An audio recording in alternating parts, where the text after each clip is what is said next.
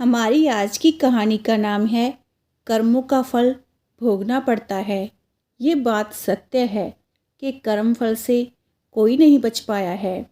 कर्म आपका दिखने में तो बुरा हो सकता है, परंतु अगर आपका उद्देश्य और आपकी नीयत सच्ची है तो फल भी आपको सच्चा और अच्छा ही मिलेगा। जिन कर्मों का फल वर्तमान में नहीं मिलता, उसे भोगने के लिए वो आत्मा नया शरीर धारण करती है और अपने नए जन्म में अपना फल भोगती है। तो बहुत समय पहले की बात है, एक राजा राज्य करता था। वो राजा एक दिन अपनी जन्मपत्री पढ़ रहा था। पढ़ते पढ़ते उस राजा को ख्याल आया कि जिस समय मेरा जन्म हुआ होगा उस समय कितने मनुष्यों का जन्म हुआ होगा, लेकिन वो सभी मेरी तरह राजा क्यों नहीं बने।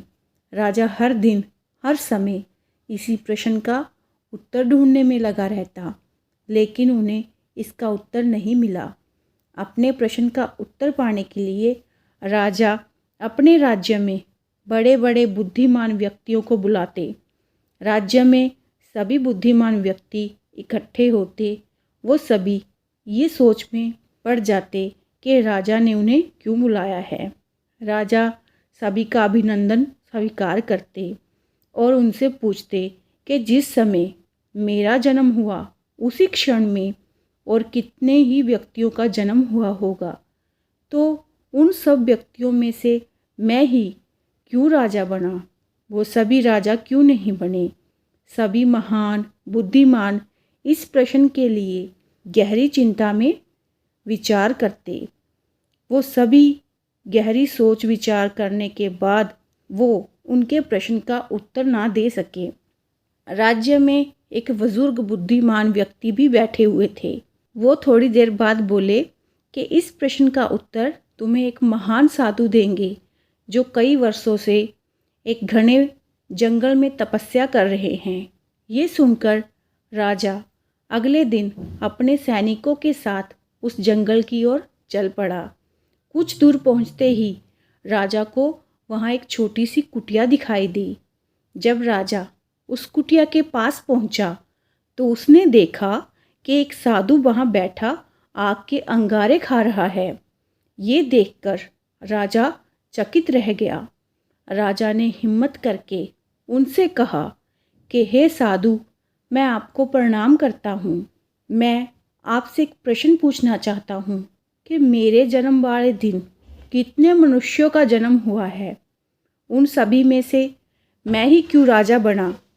साधु ये प्रश्न सुनकर बोले कि हे राजन, मैं तुम्हारे इस प्रश्न का उत्तर नहीं दे सकता। थोड़ा आगे चलकर तुम्हें एक साधु और मिलेंगे, वही तुम्हें इसका उत्तर दे सकते हैं।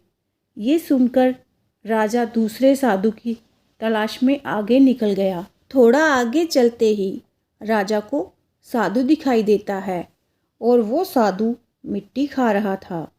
ये देखकर राजा हैरान रह जाता है। फिर उस वक्त राजा हिम्मत करके अपना प्रश्न साधु से पूछता है। फिर साधु क्रोधित होकर बोलता है कि तुम जल्दी यहाँ से चले जाओ, मेरे पास तुम्हारे इस प्रश्न का उत्तर नहीं है। परंतु वो साधु उसे एक लड़के के बारे में बताता है और साधु कहता है कि तुम उसके पास जाओ, तुम्हें अपने प्रश्न का उत्तर जरूर मिलेगा। तो राजा उस लड़के की तलाश में आगे बढ़ने लगता है। ढूंढते ढूंढते वो राजा एक गांव में जा पहुंचा। राजा को थोड़े समय बाद वो लड़का मिल गया। वो बहुत ही बीमार था। राजा ने उस लड़के से अपना प्रश्न पूछा और लड़का बोला कि राजन, हम पिछले जन्म में 4 भाई थे।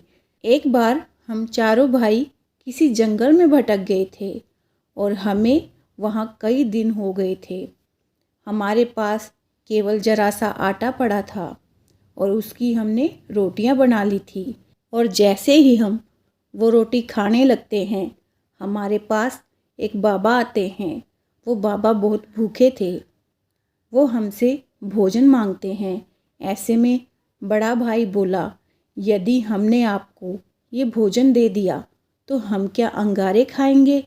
दूसरा भाई बोला कि अगर हमने भोजन दे दिया तो क्या हम मिट्टी खाएंगे? अब जब मेरी बारी आई तो मैंने भी रोटियां देने से मना कर दिया।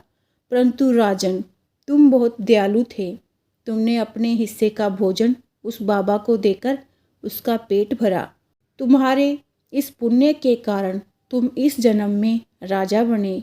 रास्ते में जो तुम्हें अंगारे खाते हुए और मिट्टी खाते हुए साधु मिले थे, वो दोनों तुम्हारे भाई थे। तुम्हारा तीसरा भाई मैं हूँ, जो इस समय मौत के मुंह में हूँ। हे राजन, इसी प्रकार हम सभी भाइयों को अपनी अपनी करनी का फल मिला है। राजा को ये सुनकर अपने प्रश्न का उत्तर मिल जाता है। तो ये थी हमारी आज की कहानी। अगर आपको अच्छी लगी हो तो वीडियो को लाइक, शेयर और चैनल को सब्सक्राइब करना ना भूलिएगा।